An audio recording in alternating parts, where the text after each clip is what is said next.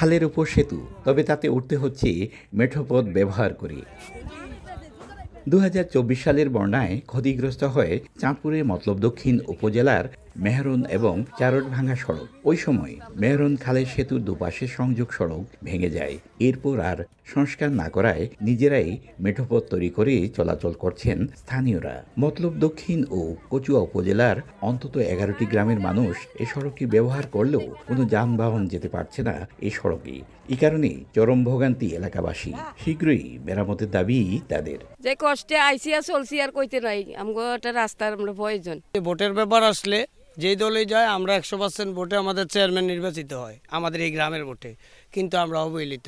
আমাদের এই রাস্তার পরিবর্তে সরকার দ্বারা আমরা উন্নত সার কি চাই। ব্রিজ হয়েছে কিন্তু আমাদের রাস্তা যোগাযোগ ব্যবস্থা ঠিক নাই। আমরা আশা করি প্রশাসনের দৃষ্টি আকর্ষণ করছি যে এই দ্রুত এই রাস্তাটা মেরামত করার যেভাবে হোক করার দরকার।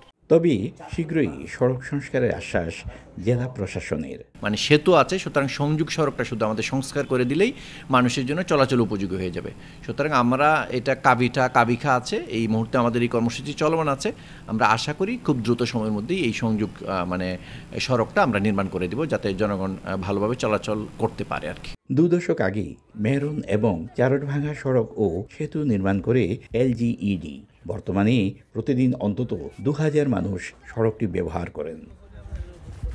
ফারুক আহমদ, সময় সংবাদ, চাঁদপুর।